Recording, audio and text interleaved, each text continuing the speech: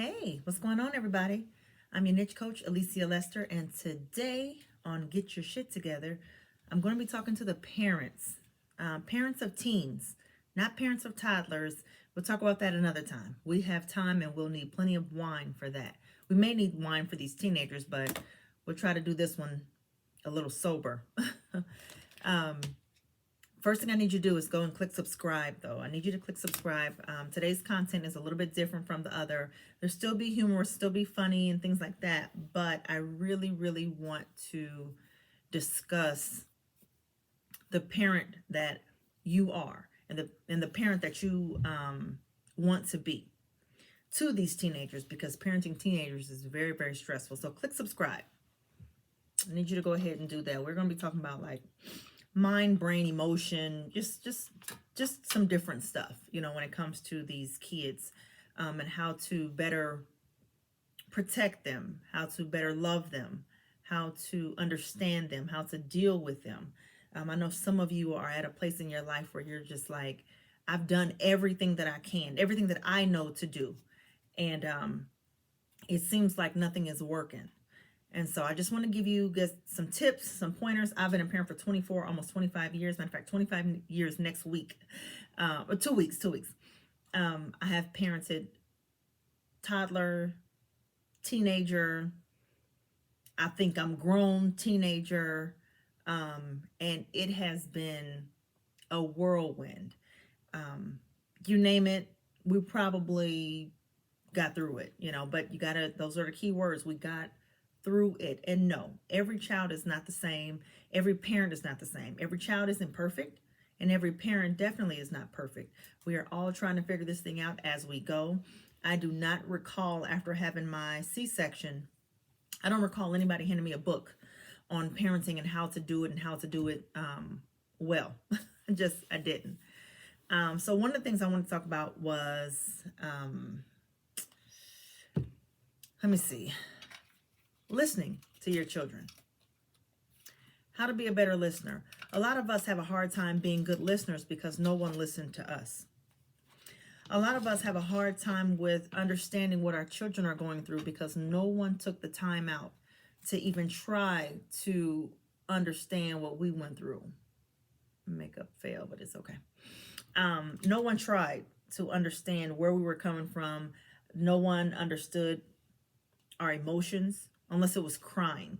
And then you better have a really good idea of what it is that you're crying about before you receive the help that you need. Other than that, you're kind of told to just brush it off, leave it alone, go somewhere and sit down, stand in a child's place, different things like that. Children are more or less to be seen than to be heard. And in some instances, I can totally agree with that.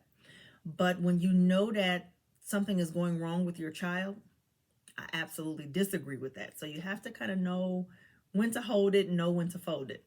Okay. So being a good listener, what can I do to help you see, hear, feel, or know that I'm listening? These are questions to ask your children. What can I do? What can I do to help you? Because right now it seems as if I don't have the tools that I need to serve you or to help you in whatever capacity this is. And sometimes your kids are just going through their own childhood things and, dealing with only one parent being in a home, not knowing the other parent, not having a healthy relationship with the other parent, or not having a relationship with the parent that's in the home, having issues at school. It could be bullying. It could be peer pressure. It could be so many different things. So you have to ask them, what can I do to help you see, hear, feel, or know that I'm listening to you? I'm here. I hear you. I just want to know how I can help you. So make sure you are asking them that. Tell your kids that they matter to you and why. Talk to them. And, you got to start these things when your kids are small, because they're going to grow up and they're going to become big people. And sometimes the big people come with big problems because they've been holding it in for so long. So ask them the question. So let them know that you do value them, and then tell them why you value them. Like, do that, very important. Again, guys, these things don't work for everybody. I'm just giving out some little tidbits on to parents and moms and dads on, we have to try to find a way. So if we can through emotional intelligence, then let's try to do it there, because they're wiser, but they're weaker. So they're smart. They're taking in what you're saying. We just have to get them to bring it out. We have to be able to do that. Name 3 things in life that are important to you. Ask your kid, like, what 3 things are important to you? They may say things like the video game, my girlfriend, my tennis shoes. That's okay, because you ask them a question. Don't ask them the question and then say, oh no, that's not good enough. Oh no, that's just silly. Oh no, that's not what, or because they didn't say your name.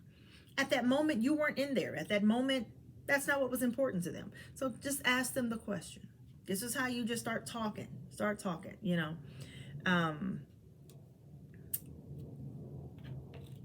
Who do you trust most in your life and why?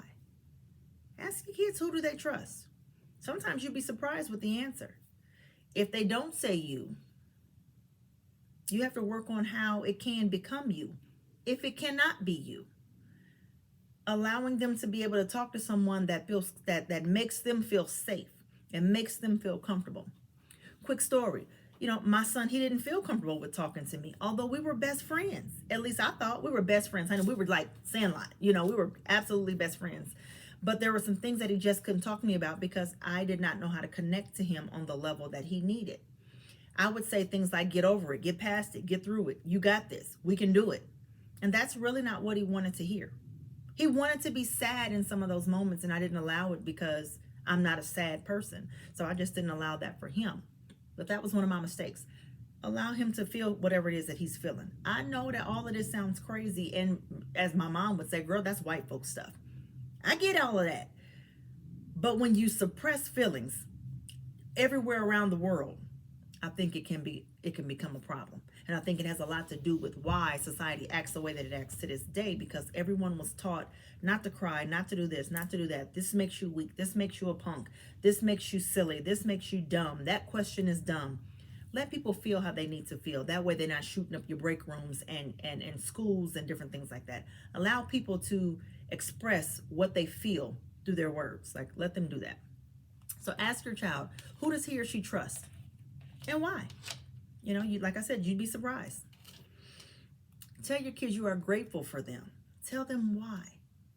Don't focus on if they've done 3 great things, don't focus on the one bad thing. Now, I learned this from my own son. Again, I never talk to you guys about anything that I haven't gone through myself. Honey, I would never have this little deck of cards if it wasn't for going through things with my own child and seeing the error in my ways and changing it to do something different with my new children, So, and when I say new, it's because I got a toddler 3 and 4. I remember my son's 24, toddler 3 and 4, whatever. Again, told you we're gonna need some wine.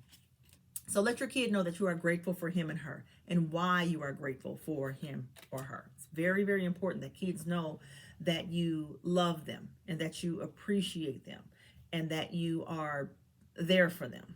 Super important. And then demonstrate it. Demonstrate how, what they mean to you. So demonstrate that through love and hugs and embraces and things like that. Some of these young men don't know how to hug because no one ever hugged them. Some of these young men don't even know how to shake hands and look a person in the eye because no one ever taught them those types of things. Some of these young men don't have emotions because no one told them that it was safe to be able to do so.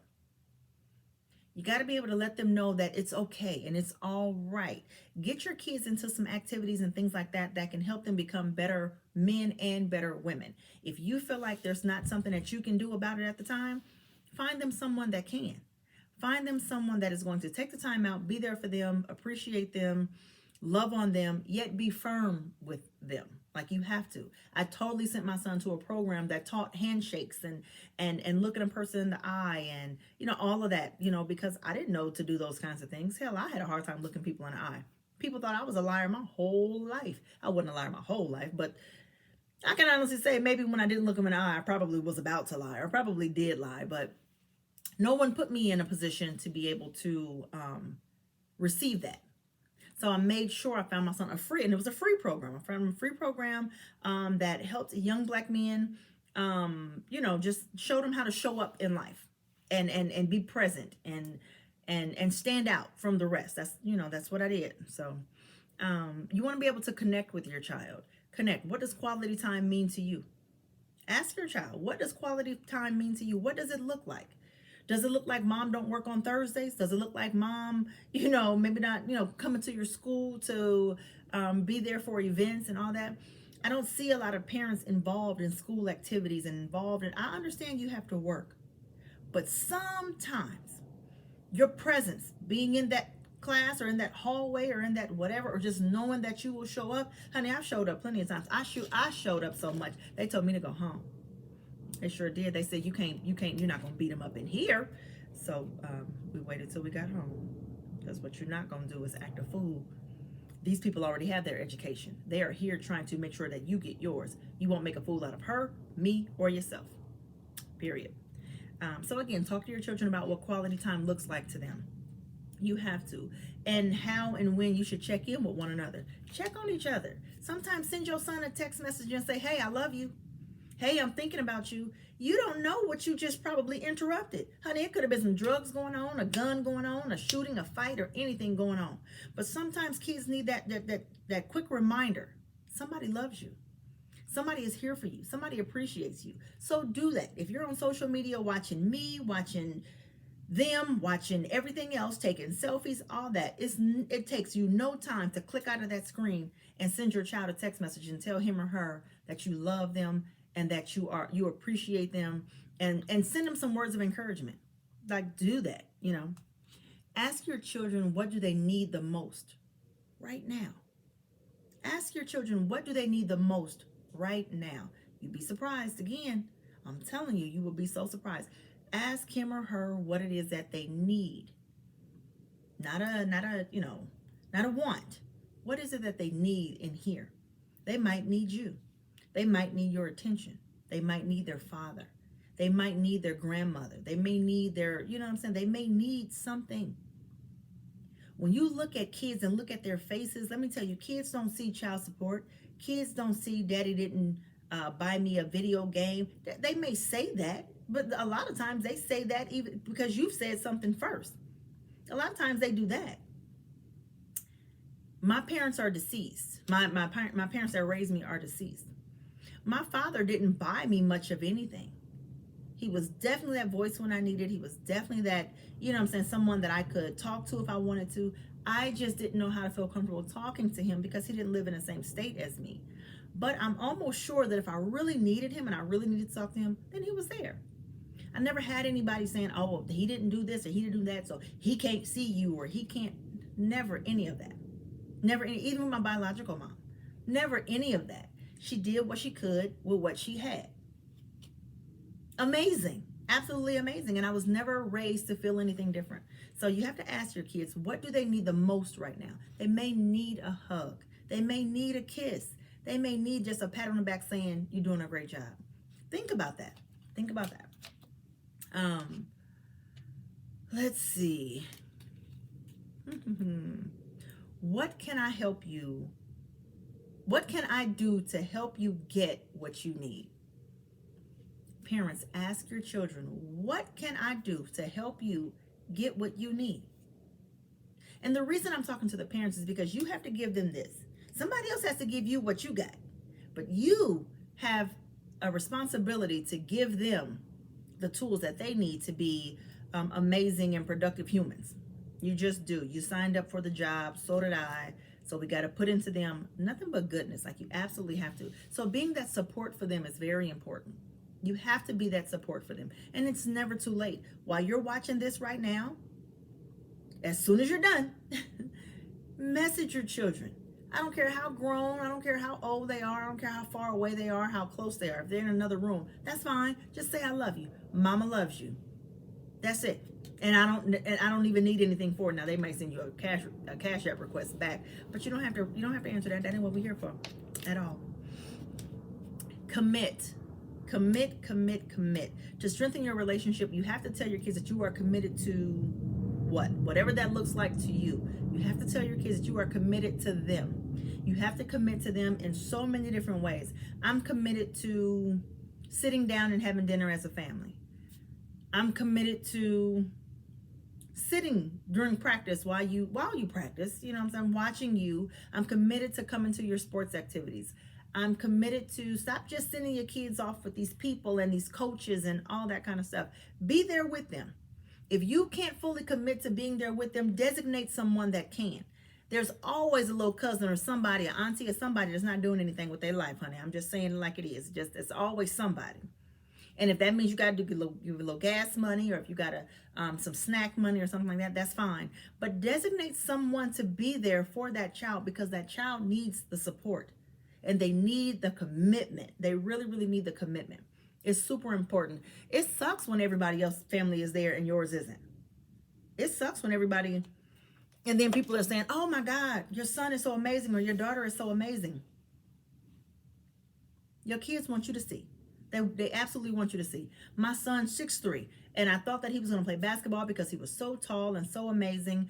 The only conflict was most of his games were on Saturday.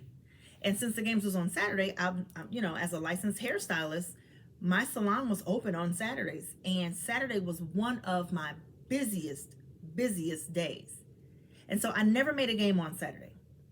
I did put mom in a place to go, but I never made it to a Saturday game. And it took his confidence level from 10 to 2. And it started to show up on the court. It started to show up in his behavior, his attitude, and all that. And so I pulled him from the team, because I'm not going to allow you to bring the rest of them down, but I was damn sure letting him down. And so I had to realize that these same people, I'm doing people here on Saturday who may have been off other days during the week, but everybody just wanted to come on Saturday because that was the day. I started to teach people how to treat me because I needed to show up for my child. Now, don't get me wrong, I showed up a little bit too late because by that time his desire for basketball work was gone. But then that means if we need to just spend time, then let's just spend time. And that's what we did. We just hung out. If he wanted to go somewhere and do something, we did that. But I needed him to know that I was committed to being his mom, no matter what. Talk to your kid about their dreams. Talk to your kids about things that they are dreaming about, things that they want to do, things that they want to be. You know what I'm saying? Ask them, if me as mom, if I could solve any problem in your life, in the world, what would that be? If mommy could solve any problem in your life, or in the world for that matter, what would that problem be? What would that issue be? What would that be? Like why? Why would you want me to solve that problem? Why would you want me to change that for you? You never know. I told my mom about a bully that a young lady that had been bullying me for a long time. And every single time I went to mom to talk to her about this bully, mom would say, fighter. I'm not a fighter. Mom, this girl is messing with me. Fighter. I'm not a fighter. Well, are you a punk? Well, if that's the opposite of not a fighter, then I guess so. But that's just not something that I wanted to do. I liked having friends, and I could not understand for the life of me why this young lady didn't want to just be my friend. I didn't. But I remember dealing with the stress of going to school every single day. I got up every single day, but as soon as I got to that bus stop, my confidence went from 10 to 2 every single day. And just like clockwork, here she come, here she come, here she come, here she come, here she come. One day I wasn't even thinking. My mom had just got a new pack of steak knives. And I remember finding the slimmest knife, the smallest and the slimmest knife in the pack. And I cuffed it in my hand, and I put it up in my coat, and I was going toward the bus stop. Well, I knew that I would probably talk to some friends on the bus stop, so then I just took it off my hand and I slipped it into my book bag. And so the plan was that day, I'd already had the plan when I woke up that morning. That's why I said a lot of these situations don't be by accident. Some of these things are well thought out and well planned out, situations. That day I woke up, I just didn't want to be bullied anymore. I didn't want to go through it anymore. I got tired of it. I was scared. And I got tired of being scared. I got tired of people saying, just fight her and get it over with. Just fight her. I didn't want to just fight her because I wasn't a fighter. So that's not, it wasn't about winning or losing. I just wasn't a fighter. That's just not who I was. And so I put it in my book bag. And so my plan was at recess, when it's time for us all to go outside, I would grab it from my locker and I would go outside and I would stab her. This is what I'm saying, because I'm so afraid of this bully. I'm so upset. I don't know what else to do. And so lunchtime came and I just lined up and we went outside. And so when I got outside, I panicked. And I panicked because I didn't have my weapon, right? I panicked because today was the day that I wasn't going to deal with this anymore. And then I told myself, well, maybe she won't try to fight me today. Although she promised me the day before. But I said, maybe she won't try to fight me today. And so I walked a little bit closer to the playground. And before you know it, everybody had formed a circle around me and around her.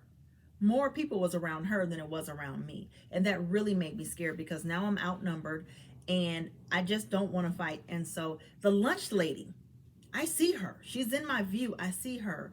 But I didn't even think to call and scream out for her name or anything. I just stood there. I stood there. And this girl is like, I want to fight you. I want to fight you right now. And the lunch aides, like nobody came to see why this circle was formed and why, anything. And I couldn't think of anything else to do. She kept telling me to step forward, step forward, step forward. And I would take small steps, small steps, small steps. And then I just lost it. I lost it and I started cussing and I started being very just rude and disrespectful and saying things. I found each and every last one of her weaknesses. And I with my words, I hit there. And I could see her face like, oh my gosh. I can't believe she's talking to me like this. I can't believe she's saying this. I'd taken things that other people said. I'd taken her looks. I took her body shape. I took so many different things and I compiled my own words. And I was throwing these words at her and I was saying so much stuff. And I thought that she was just going to haul off and try to hit me, but she didn't. By this time, the crowd is yelling. Everybody's screaming. The lunch aides come over and I can't stop. I'm cussing so much. I can't stop. I'm shaking, guys. I'm shaking. And so I get they take me into the office. They take her into the office also. And I'm talking to my school principal about everything that I'm feeling and how no one showed up for me and nobody was there for me and nobody had my back and nobody listened to me and, all of that. And I'm cussing at a grown man, at a principal. I'm cussing. I just don't know what else to do. And the girl is sitting there and she's so quiet. It was as if she was this big. And so now I felt like I'm the big person and I have control. But I'm looking at her face while I'm shrinking her. I'm looking at her face and I'm just like, but that's not how I want you to feel. I just want you to leave me alone. I don't want to make you small to make me big. I just don't know what else to do. I didn't know what else to do. And it's so crazy because back then I could have been in serious trouble for having this weapon because I said that I had a weapon. But nowadays, of course, I would have probably been expelled and all that kind of stuff. I did get suspended because I was cussing at authorities. But I sat there and I talked to the principal and I said, no one cared. No one said anything. I said, I have a knife upstairs in my book bag because I wanted to cut her because I was so afraid of her. Guys, I was this skinny and honey, she was this big. And I'm just like, I can't do this anymore. I can't. And I don't want to come back to your school anymore. And so we talked and we talked and we talked. And the girl said, and so he talked to the girl and talked to her about her feelings and emotions and all that kind of stuff. And at first I didn't even want to hear it because I'm like, whatever. She started talking about things that were going on in her own home, in her own life, and with her own parents and her mother not being there and her siblings and being raised. And it was like, whoa. Hurt people definitely hurt people. I just never understood why she chose me. And she said, because you were a punk. Because when I would say things, you wouldn't say anything back. So I had become an easy target for her. I had become an easy target because I didn't say much. And because I just kind of let her mouth off and say what she needed to say. Well, I say all this to say that there's somebody somewhere that is feeling the exact same thing, that's going through the exact same thing. And as a parent, you are telling them, just fight them. Don't you let nobody hit you back or let nobody hit you. Don't you let nobody punk you. Don't you. Remove your child from the school. I don't give a damn what kind of inconvenience it is to your life, to your car, to your job, to your whatever. Your child's life is super important. Do you know that I could have stabbed myself? Do you know that I could have slit my own wrist? I could have cut my own neck. Do you know that I could have fought with this girl and that knife could have stabbed her? I could have killed her. I could have hurt her really, really bad, or I could have killed myself had she fell on me, or had we, you know what I'm saying? Somebody else could have intervened and picked it up and handed it to, anything could have happened. You have to listen. While I understand that my mom didn't want me to be a punk and she didn't want me to be running throughout places, throughout the world, I get that. But there was something so much deeper that she had no idea about. It wasn't until I told her once I got home, because now the teacher said I had a knife in my bag and she saw that she had 11 instead of 12 knives. But honey, I'm telling you, I didn't know what else to do.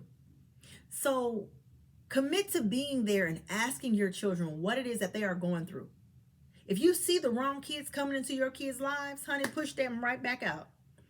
Do something completely different. I moved from an amazing neighborhood one time because my son, who was a teen at that time, he was just coming into his teenage years. He went to private school, I'm saying, all of that. But I don't care what your kids come from or where your kids, been. Honey, trouble can find you no matter what. Sometimes you have kids that will seek trouble because they don't know what it's like. They don't know what it's like, so they want to be something that they're absolutely not, or something that has been glorified on YouTube or TV or just whatever, you know what I'm saying? So you got to be careful of the content that you post and the content that you allow your kids to watch also, because all of that, you have to be mindful of the music that you listen to. I know little young kids that can rap all these songs and say all this stuff. It's cute now because they don't know exactly what the lyrics mean. But when they grow up and they start trying to mimic what they hear, you're going to wish that you turned it down or turned it off. The entire time my son was growing up, I never listened to any kind of trap music, rap music. I didn't listen to any of that in the car with him, no matter what was pumping through my heart. I didn't listen to that in the car with him because I never wanted him to be any of those disrespectful ass people that was rapping in these songs. My son didn't know about that kind of life. He didn't live that kind of life. He didn't know anything about it. And I damn sure wasn't going to be the person to bring it to him. Wasn't going to do that, honey. He was going to find them on his own. Not because mama had brought it on over there, to the house, to the car, to anything. So anyway, commit to being there for your children. Commit to asking them their feelings and their emotions and what's going on with them. It will help you so much in the long run. I promise you it will. Let's see. What else? Describe something that someone does that you admire. Ask your kids, give me somebody that you admire. And tell me why. Tell me why you admire that person, him or her. Why? What is it? If your kids say, oh, I admire Future because I like the way he dressed, I like the way this, that, and the other. So now there's a teachable moment. You have to talk to them about who Future is, where Future comes from, and why Future is who he is, and you know what I'm saying, all that, because that's what his interest was. If your daughter say, because I like, I want to be like Cardi B because I like the way she dressed and I like her hair and I like her makeup and this, that, and the other. So now another teachable moment, honey, you need to talk to your daughter about how to be a young lady. I don't know who Cardi was when she was younger. I only see Cardi now. Give them a little history lesson on who the person is that they admire so much. And then give them some options of somebody else that they can admire. Don't keep asking them till they get the answer right that you want. Give them some history on who that person is or who that person isn't. Even if they say, I want to be Oprah, honey, give them a background on who Oprah is and how Oprah became to who she wants to be. Give them that. Don't just give them the glorified and the good side and all that kind of stuff, because they already have that. They have that. That's why they want to be that person. Give them the truth about this person's life, how this person came up, and ask them, does that have anything to do with your life, who you are, and whatever. Point out some positive things about these people. Point out some, what I'm saying, all of that. Like, you have to use your children. This ain't the teacher's job. This is your job. Ask your child to describe 3 areas that he or she would like to improve. Ask them that, and then let them ask you. Now, these can be some two-way questions. Some of these, what I'm asking, because some of these can be a two-way question. Ask them, describe 3 areas, 3 areas that you would like to improve in your life. It might be math.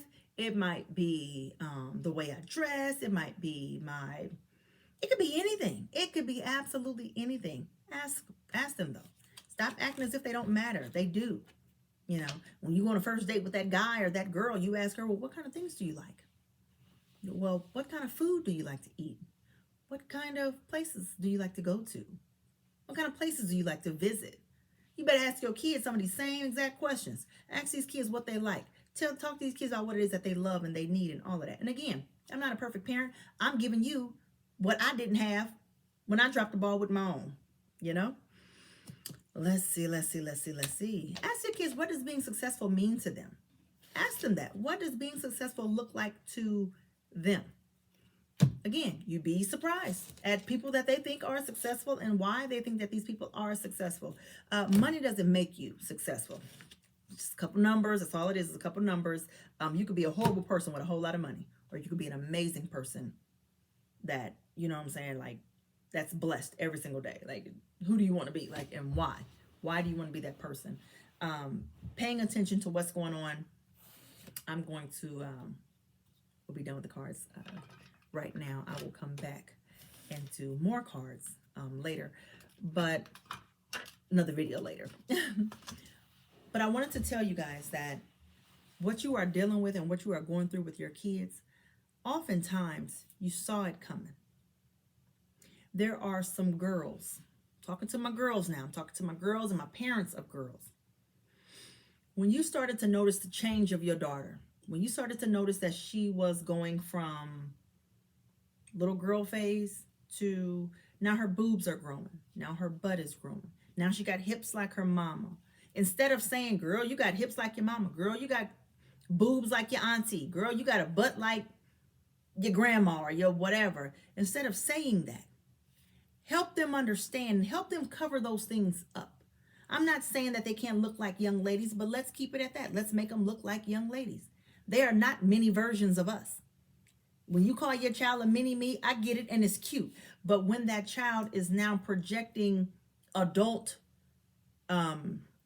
conversations, adult actions, adult, you know what I'm saying? You have to be prepared what comes along with that. Somebody looking at you, somebody probably looking at your daughter also with those same little sexy eyes.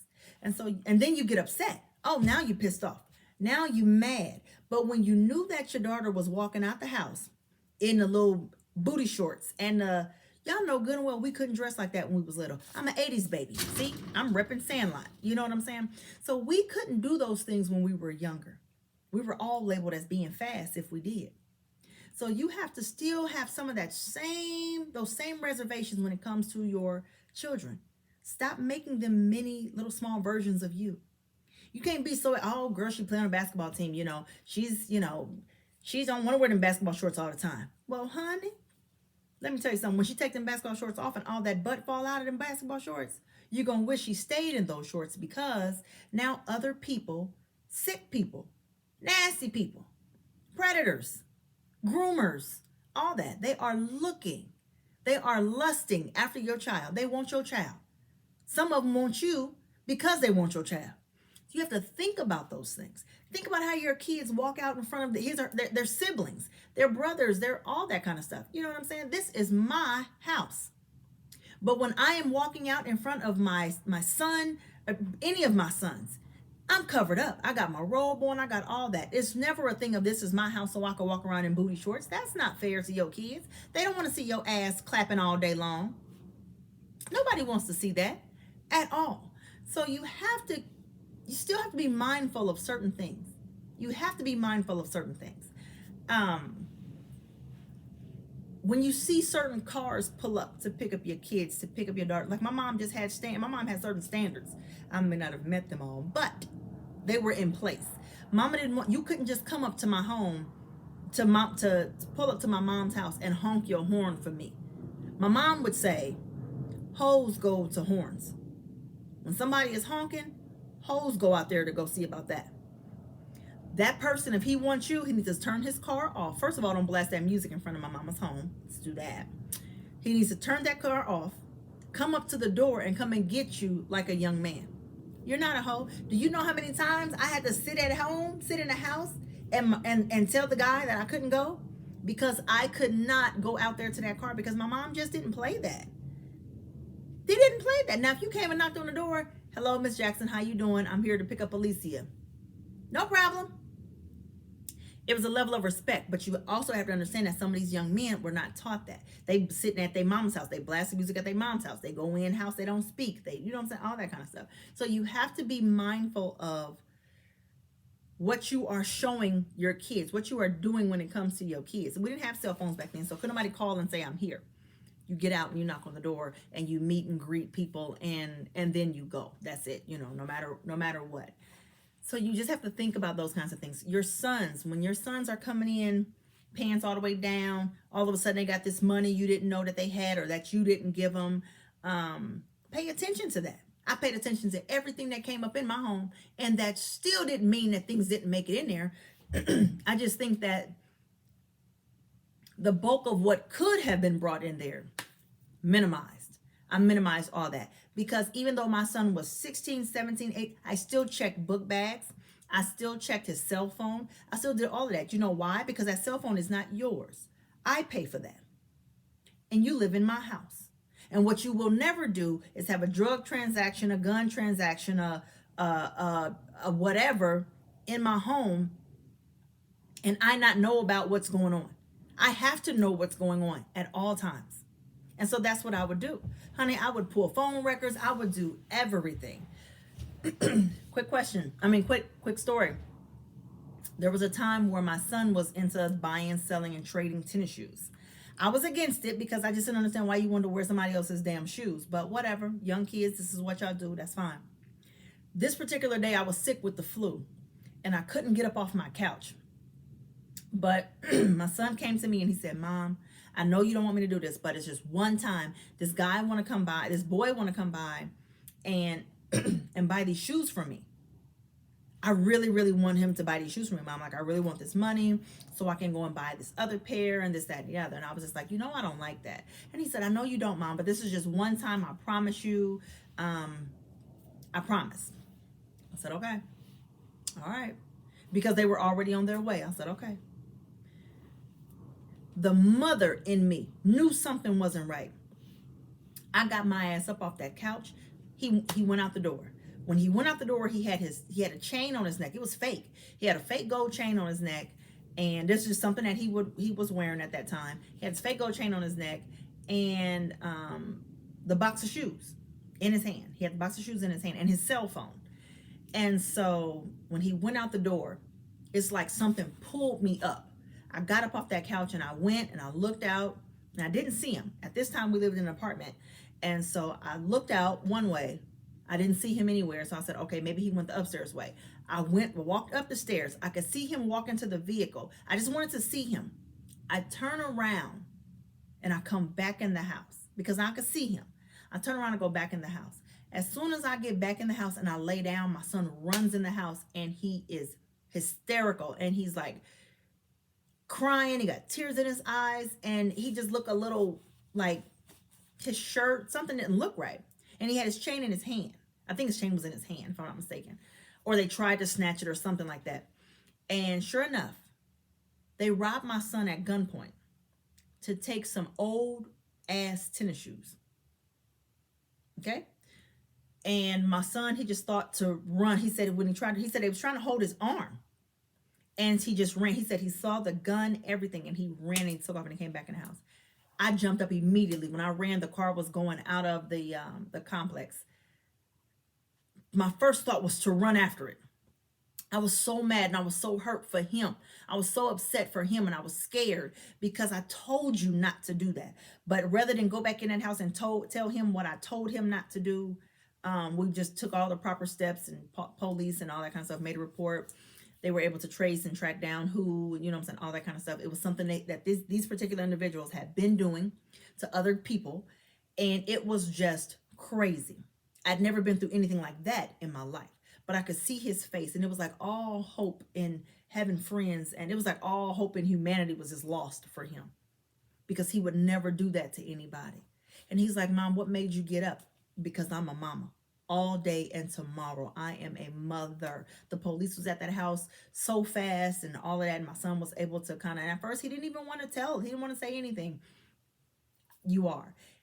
And he was like, Mom, I need my dad. Now, he'd always had his dad there, but not there. And so I was just like, oh man. So I said a little quick prayer first. I said, when he called you, please answer. Lord, when he called him, please let him answer. And I promise you, in that small amount of time, he got there so fast. I didn't even remember my son like talking to him long or anything like that. He got there and he showed up. He showed up for my son, and I could look at my son's face and I could tell that he felt safe because his father had showed up for him. Now I'm there the whole time. I'm ready to shoot. I'm ready to call them. You know what I'm saying? You know, all of that. But he felt safe because he had his father there. And so we got through that together as a family and all that. And his stepmom, she was, you know what I'm saying? Everybody was so like caring and there for him during that time. And he needed that. He needed his village around him. It was so important. And after that, there was no selling and trading and all that kind of stuff because that right there just kind of threw him off. One of those people was somebody that he went to school with. You know what I'm saying? So it was very tough. He didn't see that person after that. I don't know if social media or I don't know if he was lying to me, but it was so tough that we didn't know that. I didn't know what the lasting effects with that would look like, but I still had to get him somebody to talk to about that in different situations and all of that because I needed him to be able to process that. I needed him to understand what just happened to me. That could have cost you your life. This one pair of tennis shoes would have taken you away from me forever. And was it worth it? No, it wasn't worth it at all. You know, then for him to grow up and even further, him tell me that he was shot at before in a car with some people. I used to like my son to wear a certain kind of hairstyle. To me, he looked like the rapper Rich Homie Quan. And so anybody, if you was dark and had your hair, whatever, sponged up or whatever, it kind of looked like a rapper to me at least. And so it ended up being, you know, they thought it was somebody else. I'm sure he talked to some people and whatever. But I just remember what that did to him. And it made him so nervous and so scared. At the same time, though, you were with people that I didn't tell you, I didn't know that you were with. I didn't know where you were going. I didn't know, you know what I'm saying? All of that. Every time you try to get something past me, shit comes back to you. All the time. It just always happens that way. I'm a praying mother. I'm a loving mother. I'm a caring mother. I'm a firm mother. And I've always been those things because me and him have been rocking since we were younger. So I need to make sure that I'm doing my part as mom. So when I see some things that don't look right, I call it out. If I see a car in my driveway that I don't recognize, I call it out. Now he's grown now and he lives on his own. But I can honestly say, honey, he has had more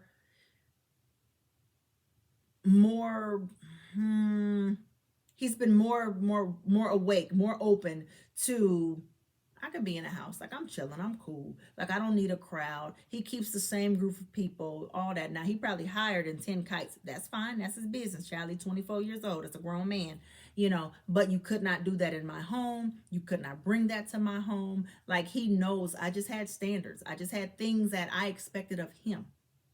Because I also had things that I knew that he expected of me. He didn't disrespect me. He didn't do any of those things. He did not smoke in my home. And if I found it, he'd know I'm getting rid of it. If he, you know, one time he had gotten a hold of some pills. I found that in a text message. So what I did was I found the source that were the pill source, and I threatened the shit out of the young man, and I let him know that if you ever send a message to my son pertaining drugs, and I check this whole phone, I screen the whole phone, even the secret apps, I do all of that. I will have your ass arrested. I will send the feds, the police, or whoever to your mama's house. I will have them pick up everybody when it comes to mine. They can pick his ass up too, but then they come into your mama's house. And I mean that. I mean that. If my son is involved in something I know he ain't got no business being involved in, honey, and the police is involved, come get him. Come get him. And I know a lot of moms is like, no, that's not right. I'm not harboring a fugitive. I'm not harboring shit because I didn't do it. What you fail to realize is when you start doing that kind of stuff, it brings negativity to your home. I have other children to raise. I have a family. I have a home. I have a life. I have all these things going for me. And because you want to do what you want to do, you won't allow me to lose. You won't have me lose everything. So when the gang members come to my house and say, we're looking for Dejan, Baby, give me a moment. Get your ass outside. Get your ass, because they want you. They don't want me. So they're not going to shoot up in here because they want you. Whatever it is that you did, you better go out there and make it right. May God bless you when the funeral home dress you. And I mean that because there's no reason for it. There's absolutely no reason for it. Honey, I pay insurance and I go to sleep. That's what I did. All while he was growing, I paid insurance and I went to sleep. I prayed every single night for my baby. I prayed over his room, over the threshold of his door. I prayed over him. I did all of that. I did everything I knew to do as a mother, but I will not uphold wrong or bad in any kind of way. I will not do that, especially when you did not have no reason to do whatever you could have done. I don't play that. Like I said, people may not agree, but that's just me. And I have done 24 years. And he at work right now. You know what I'm saying? He's still here. He's a father. He's a parent. He's an amazing father. He's an amazing person. He don't disrespect me. He don't talk crazy to me. And if he even try, if his voice go a little bit high, I know what to say in my mama words to bring it back down. And you have to know that that is what it takes to be raising some of these young men and some of these daughters. My mouth was so crazy, and my mama knew what to say to bring it all back together. So sometimes you have to do that. I've made fake pages on social media. Hell, I'm on there anyway. I need to see what my son's talking about. I need to see what my son is talking about. I remember paying a young lady just so she could watch my son's page. And child, she was, you would think she worked for the news station, the way she was reporting things back to me. That's how I found out he was smoking weed. That's how I found out he was in a place where people had things other than weed. They had pills, there were guns, there were all kinds. Who? Not mine. And so as I'm telling him what it is that he's doing, and I'm never killing the messenger, as I'm telling him what's going on, he was just like, you know what? You know too many people. I'm going to go ahead. I'm going to fall back. You better fall back, because in a minute you finna be in the next plane up out of here. Because I'm not going to give you to the streets. I'm not going to allow someone to come into my yard and take you up out of here and take you away from me. I'm not going to do that. So I'm going to do everything I need to do as your mother to protect you and to save you. And that does not mean turning a blind eye to things that you are doing, things that you are saying, ways that you are acting, all that. So I just didn't do that. So I think it's very important as parents that we never forget that. Those kinds of things are very, very important. Talk to your babies. Parents, I know you are trying. I know that you are working hard. Some of you are working overtime to try to make sure that you are saving your children. Continue. It is okay. But when I tell you, make sure that these babies have life insurance. Make sure that you have insurance on your family. I promise you that. You get you some insurance and you get you some rest. It's hard to get some rest because you don't know where your babies is at. It's hard to. But you will drive yourself insane trying to figure out something that a person who's acting grown is out here doing. So unless you're ready to hit the streets and be there and be gone and be, you know what I'm saying, that's fine. I can't tell you how to ride for your child. But I am telling you that you are doing your part. The parents that's not doing their part, they know who they are. They know what it is. That's why they are going through what they are going through. But for those of us that was doing everything that we needed to do and still felt like we were being hit by something, it's something that God wants you to see. It's something that God wants you to know. He's trying to get your attention, and it's coming in so many different ways. Some people, oh, that's just the devil. That's just the devil. God will do some things to shake up your whole life to make you have to look and seek only him. So think about that also. Don't just look at it as, oh, it's just a mess up situation. Why me? Why not you? And what are you doing to prevent it from being you again? So think about those things. While I'm sitting here trying to figure my life out, I want you to be trying to get your shit together also. I want you to know, moms, dads, I am praying for you. When you are parenting a teenager, child, all hell could break loose. I know what that feels like. You are not alone. Grab your village. Do what you got to do. Don't be ashamed. Don't be embarrassed. Don't be any of those things. Just continue to be a parent in whatever capacity that is. Whatever that means to you, continue to do that. Don't glorify things that your children is doing if it's wrong. Your daughters, don't glorify them trying to look and act a certain kind of way, and because they're going to act because they don't know how to turn it off. So when they get back home to you, sassiness, attitude, words, this, that, and the other, hands. Shall I break it all down? Cut it all out. I'm not your friend. I'm your mother. If you don't do that, or if you blur those lines, it's hard to get past it. I promise you, it's hard to get past it. So continue to get your shit together. I'm your niche coach, Alicia Lester. I'm always here for you guys, and I appreciate you. Click subscribe. You have to subscribe. It's good stuff. I'm telling you what I know. Click subscribe. Thank you, guys.